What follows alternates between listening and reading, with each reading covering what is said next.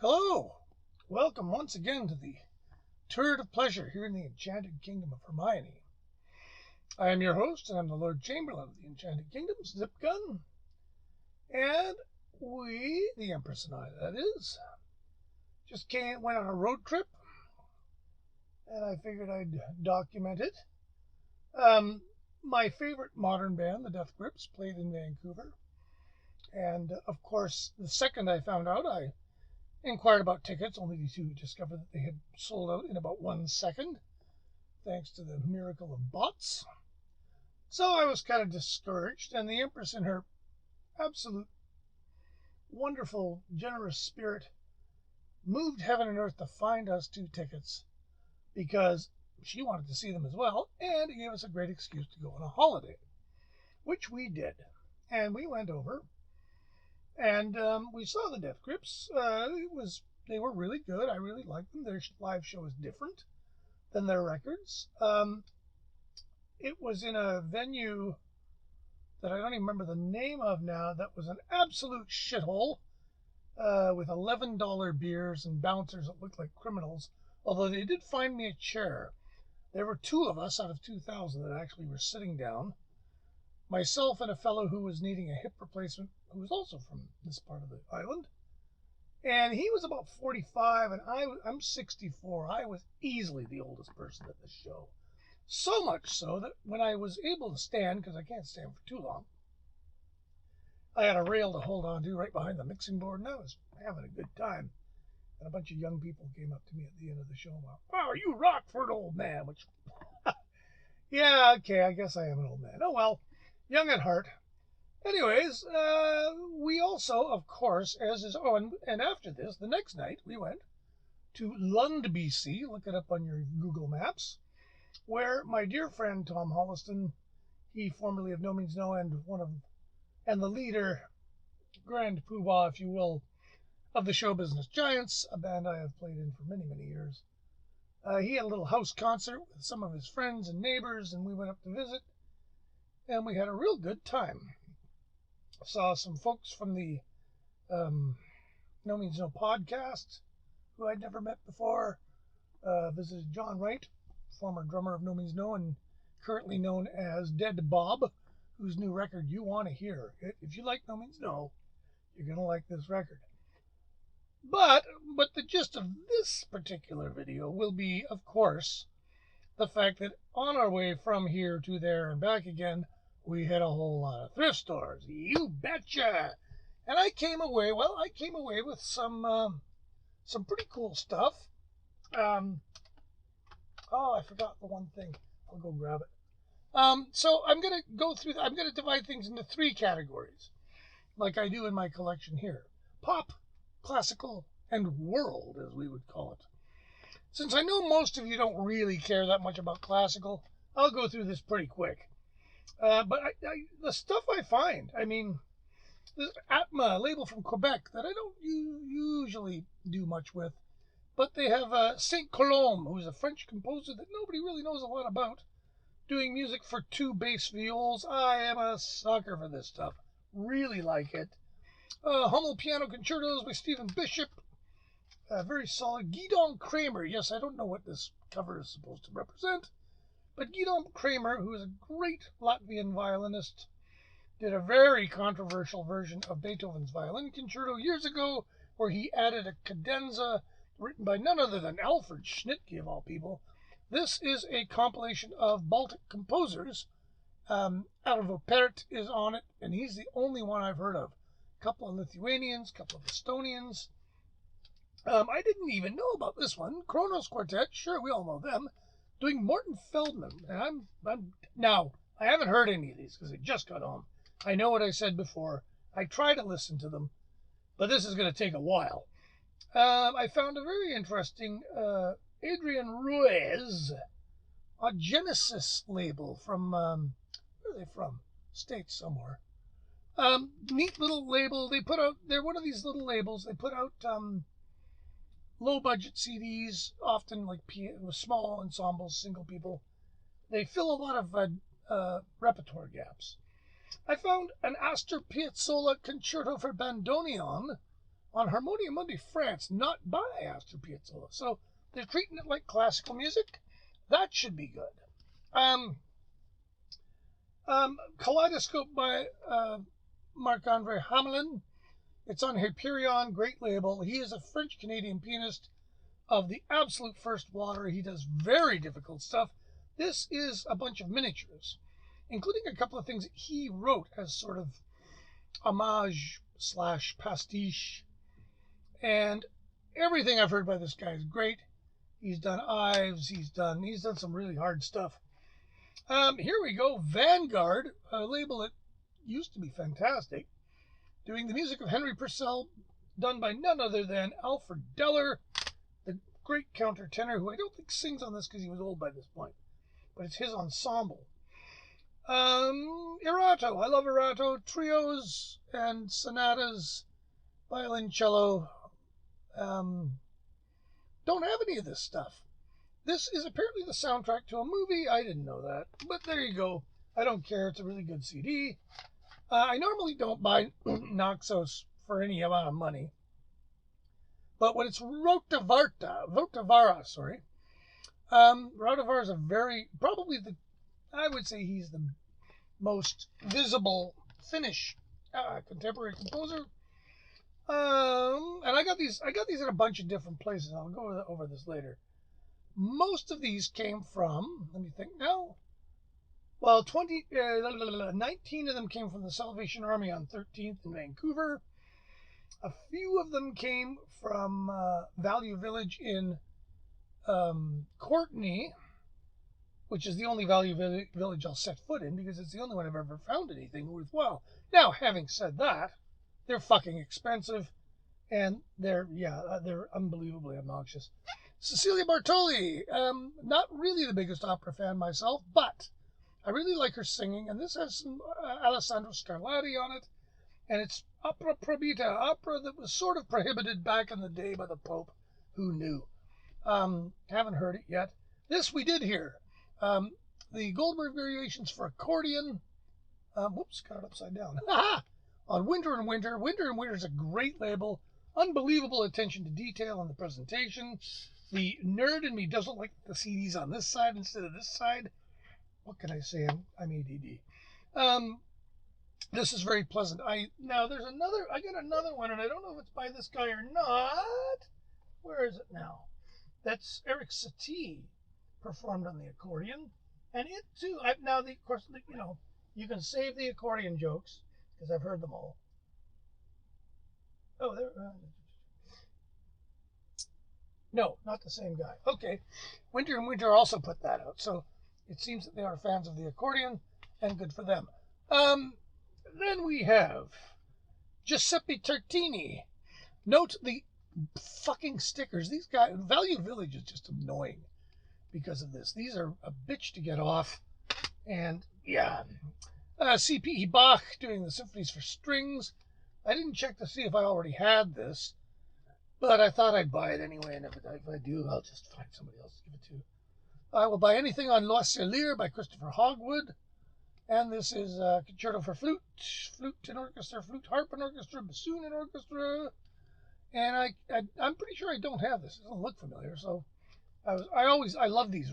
Everything on Loiselier from this era, and this would be, 88, is worthwhile. It's all good. They just don't make bad records.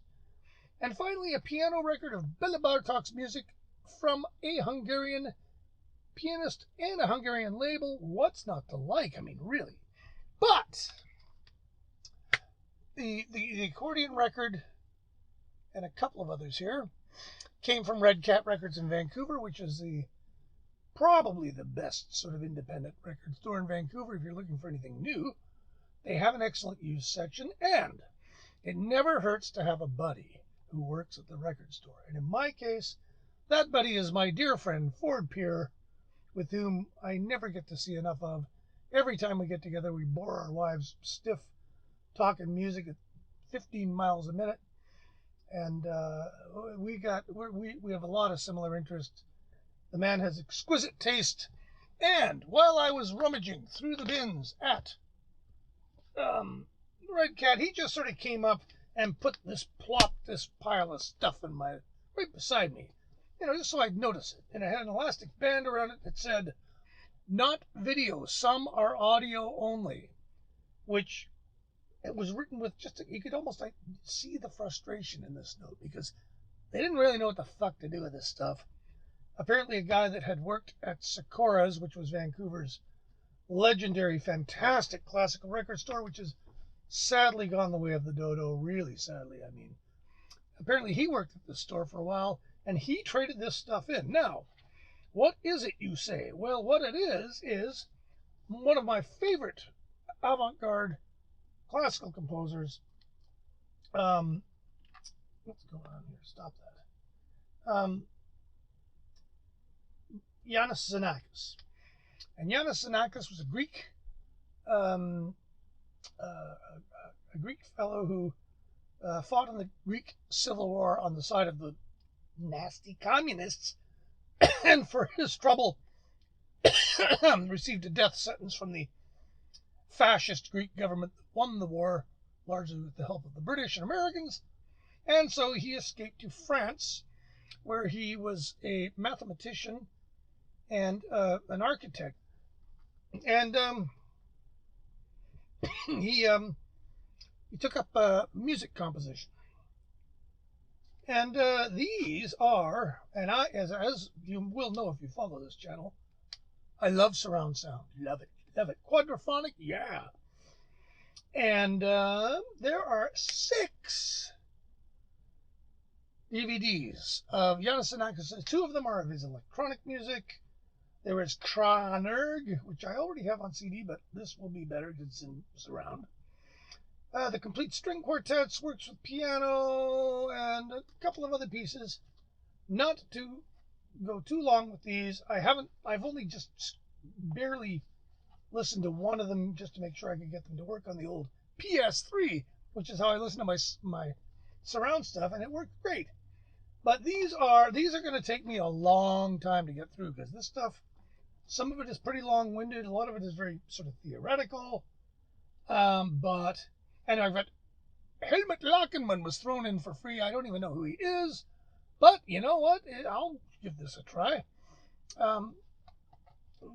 Ford just put them down, and of course I said, "Well, I think I got them for $10 each. I think they're 30 or 40 new, and I can't wait to get to them." There also was a few world music CDs. Now, of course, the $3.99 CD at Value Village. I mean, come on, guys. Jeffrey Oryema. Produced by Brian Eno. That was enough for me. Turns out I already fucking have it. Oh well, $4 down the drain. Music from... Where is this from? Bush. Oh, old age. It sucks. You gotta use your glasses for everything. Music from Bushehr, which is in Iran. Now, this is a CD made by the government of Iran. Who knew? And bonus, somebody accidentally put an extra CD from the same series in this one. So I got a 2-for-1. And there's what's the name of the instrument the guy plays? The ney anba, ney, the ney. And I forget exactly, I think the ney is a wind instrument. Anyways, traditional music from Iran, which I like. I took a chance on this one. I don't know anything about this guy, but it appears to be a tango CD. Yep, good. And then I found Flights of Improvisation on Lyricord. Now, Lyricord is an international label, sort of like Genesis, in that it's small, run by enthusiasts. Many of these records aren't actually very good. They're very poor sound. They're like, field recordings. This, I think, is more recent. But the thing that kind of attracted me was it has Zakur Hussain on tabla, who's fairly well known now as a tabla player. I think this came up before anybody knew who he was. He's sort of described as a protege, or of a whatever, a young star on the rise. So there's the international. Now we get to the pop stuff, and things will get more interesting, I'm sure, for some of you out there. So, used at Red Cat for about $7. Got the new meat puppets. The meat puppets stayed at my house once. They were lovely guys. Still are, I'm sure. I saw them in 1982. They stayed at my place with Black Flag and Nig Heist, of all people. And we had a very pleasant time. It was pretty low-key because they were in the middle of an insane tour. Black Flag had the most grueling tour itineraries I've ever seen in my life. And when I found out, I actually talked to Chuck Dukowski, who was booking them at the time. And when I found out their tour itinerary was, I think it was 23 one-nighters in a row, starting in Minneapolis, ending in Seattle. And so I said, okay, Chuck, I'll promise this. There will not be a party. We will feed them all spaghetti and meatballs. We'll make sure there's hot water for showers. And we'll make sure they all get a decent night's sleep, for which he was grateful, and yeah. And we stayed up all night, Kurtwood and I, talking music, drinking whiskey, and I've always been a fan of them. They are never, nowadays it's kind of, they're getting kind of old. They're kind of in consolidation mode, perhaps. They've sort of more and more sounded a bit more like ZZ Top with every record, but with their own peculiar desert sort of thing going. I haven't heard this. I've read it's pretty good. Derek Bostrom has rejoined the band, which probably doesn't make that much difference, but it's nice that he's back. And so I'm waiting. I can't wait to hear this. I found Charlie Hayden Nocturne. Now I'll buy anything by Charlie Hayden. This is apparently a fairly sleepy record, very Cuban, which doesn't exactly make me do cartwheels of joy, although I don't hate Cuban music, but I find sometimes it's a little bit wallpapery. Now here's what gets interesting. I found not one but two records by Solomon Burke, both of which AllMusic gives like 4 and 5 stars. This is one from '86, I think, and this is one on Anti. I can't believe that the guy's in Bad Religion like Solomon Burke, but there you go. 2002. Both of these apparently are very, very good, and Solomon Burke is a kind of a forgotten figure. Never really had the cachet of a lot of soul guys. I found a best of Paolo Conti. Now, the best I can describe this guy as is the Italian Leonard Cohen, but he's way quirkier. And I find him really cool. He's really interesting. He's got a bit of a cult following. This is on East West, which is a weird Ouija label that went through various incarnations. At one point, it was Nasuhi Erdogan's personal label for about maybe a year until they fired him, because Ouija was going through a corporate turnaround. I'm sure there's stuff in there I'm going to like. There's Portrait of Sonny Chris. $3 at Value Village because, it's a prestige record. We all know that they're worth more money, even though this record is probably about, 4, 8, 14, 22, 27. Yeah, it's like a half an hour long. On the recommendation of my dear friend Ford Pier, once again, I bought Deerfoot, which I didn't know much about them. Offend Maggie. While I was in the store, he played part of one of their records, and it sounded pretty damn good. So I'm hoping I love them, and it gives me another band to go out and buy all the records of, because there's too few of those in the world right now for me. I found, this is great, this now makes it 6 I found in the thrift stores. June Tabor. Now, if you don't know who June Tabor is, if you like English folk music sung by the voice as pure as spring water, you really can't go wrong with this woman. Both of these records apparently come very highly recommended. This one's on Green Lit, which is not a bad label at all. The other one's on Virgin Music Club. Oh, that's a little weird.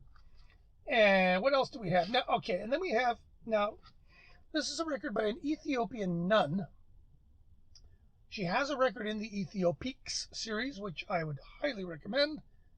This is maybe less good, partly because it's not very long. It's from Germany. It was about $18. The liner notes are almost worth buying it for, because her story is very interesting. Grew up in Switzerland in the 20s, which not a lot of Ethiopians can say. Her dad was a diplomat, and she plays a very it's very calm, Ethiopian tinged, but there was points where I could have sworn I was listening to Liberace, but it's very pleasant, and this one was maybe a little understated. The other one, I'm going to go back and listen to the other one and see how they compare, but I like the other one enough that I bought this one sort of sight unseen. Okay, now we get to some fun stuff. I am a sucker for things like this. This is the music of Kraftwerk as performed by, yes, a Trinidadian steel drum band. Now, if any of you remember, I don't know if I reviewed it in the channel, but I had a record by some fellow named Senor Coconut from Chile who did Kraftwerk on South American marimbas. It's charming. If you like Kraftwerk, this stuff is great. My old buddies Run Chico Run from Victoria did this record for Boompa, which, if I remember correctly, this is 2004. God, it just seems like yesterday. Released by EMI in Canada, along with Leroy Staggers, another old buddy, and a bunch of other deserving bands. And I never found this CD, and I was happy to find it. I found John Lee Hooker, The Healer. Now, I heard this wasn't that good of a record, but I don't know. I thought for $1 I would buy it. It's on Capricorn, which is very interesting. When I think Zomba took over Capricorn, what a weird mix that is. And Capricorn put out a couple of pretty cool records. I think they put out Cake, but they put out Colonel Bruce Hampton, the Aquarium Rescue Unit, which is great. And this of course has special guests on it. Now, I'm not crazy about blues greats hiring guys like Carlos Santana to be on their record, but if it helps him sell 1 million records, well, I guess it's worth it. But there's only a few on that, so there is hope. Another old buddy, Bob Log. I've done sound for Bob several times. He's a very, very interesting character. Super nice guy. If he comes to your town, go see him. He is really entertaining. He's basically a one-man band who wears a motorcycle helmet with a built-in microphone, and he's got foot pedals and crap on the ground to play his drums with. And I found 2 of them, School Bus and there's this Trike. And I think these were his first 2 on Fat Possum, and apparently they're pretty raw. And if they're as raw as I think they are, they're going to be fun. Excuse me, I got a cold. Now, this one, I have no idea what this is going to be like, but I'll bet it's really good. Ellen McElwain. Now, Ellen sadly passed away, what was it, maybe a year ago? I do believe she was from Calgary, but she was an astonishingly good slide guitarist, blues slide guitarist, and she had a terrific voice, and she could do songs about men that were just as saucy and sexy as you could ever imagine. She did did a few records. She did a record for Polydor that did nothing. She did a record for some tiny label in Canada that did nothing. She did a record for Blind Pig, which is a dinky little blues label out of God knows where. And she hired Jack Bruce to play bass on it, and it's fantastic. And mercifully, Holger at Stony Plain Records, God love the guy, put out the Tokai album and the Blind Pig album as a 2 for, I found it in the thrift store for $0.25. God. And this appears to have, there's an Indian, this apparently is not her normal thing. I think there's a tabla player and a sax player on this. It appears to be handmade. Yeah, Cassius. A tabla player named Cassius. There you go. How can it be bad? I'm really, really looking forward to hearing this. I'm betting I love it. And this is proof that knowledge is power. This was in the Sally Ann. The Sally Ann had a lot of good stuff. A lot of this classic came from there. That Ellen McElwain came from there. The Bob Log came from there. And this came from there. Now, this was $2, and I almost had a stroke because it's going for about $50 now. And, of course, by purchasing this, that enables me to sell my original pressing of this album, which is going for something like $200 on Discogs. It's an original CD, so it's going to sound possibly even worse than the original LP, but there's just nothing for it. You can't do any better than that, so there you go. The roar of the masses could be farts. One of the best song titles fucking everywhere. So there you go, right? Look at how many, I didn't even count how many there were. And and I put a lot of stuff back. Oh, and there's one more, and I forgot to bring it up, so I'll go get it. You'll just have to sit there and look at nothing for about 10 seconds.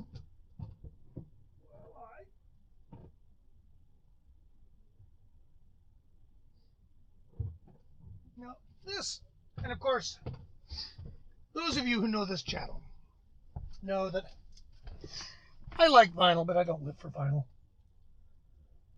But I do collect quadraphonic vinyl, as you all know. And same with 7-inches. 7-inches are kind of a pain. However, my dear friend Tom Holliston gave me this. My Friends in Shrug, a band that I guarantee none of you have heard of, from Middlesbrough. Showman's Giants played with them in Leeds, and Robert Nichols, their erstwhile leader, sang on the second Hissenol record, long before I'd ever met him. I met him 2 years after that record came out. This is their, I think it might be their first single. Look these guys up. I'm sure some of it's on YouTube. They're a lot of fun. They kind of remind me of The Fall, but Robert is a much more sort of coherent vocal lyricist. And they are a blast. They're a really fun band. They've been going forever. I don't know what year this is. What year is this? Does it say? No, of course not. It should say somewhere. Anyway, I'm delighted to own this. Yeah, no date on it whatsoever. But, and this is great. Now, I go into thrift stores, and I don't even look at the record section half the time. It's just crap. And we went into the St. Vinny in Vancouver. And you walk in, and the first thing you think is, oh boy, look at all this crap. Go to the CDs, it's all junk. Every time I'd find a CD that was a maybe, it had no CD in it. That sort of place. So I'm like, okay, well, but I look at the records, and the Empress tells me, well, I'm not done. I'm going to be another 10 minutes. Okay, I guess I will look through the records. And from across the room, I could tell that what we had here was a table covered in landfill. It was fucking garbage, like, books of 78s and just. So I kind of, oh well, whatever. I first flipped the first record over, and this appeared. Now, what this is in short a quadraphonic record on Nonesuch. Nonesuch, as we all know, was part of the Warner Wea empire. And when quadraphonic swept the world, we opted to go with the CD4 format, which was the RCA format, JVC, I should say, with RCA, JVC. And a lot of interesting. Now, quadradisc was the superior quad format for separation, but it was really finicky. You needed a special needle. You even needed special leads in your arm. Low capacitance leads if you really, really, really wanted it to work to optimum standards. Plus, the pressings had to be really, really, really good, which, of course, in 1974, they weren't. So it was problematic. You couldn't play them on a regular stereo needle because you'd wear out the rear channel information, etc., etc., etc. And a lot of them showed up with heat damage. I never did figure that one out. My old dear friend, Richard Harvey Moore, a.k.a. Big Tim, who was sort of my father-in-law for a little while, he got me collecting quads back in 1985, maybe. Or what? No, it was early in that, 81. And he brought me up to speed on quad, and he kept telling me about that there were quads on Nonesuch, and which was, it's Wea, and the Wea group, everybody, like Capricorn put out quadradiscs. This particular logo was used on the Atlantic group stuff, and even Finadar, the weird Finadar label, which I'll do a video on someday, they put out several records in quad.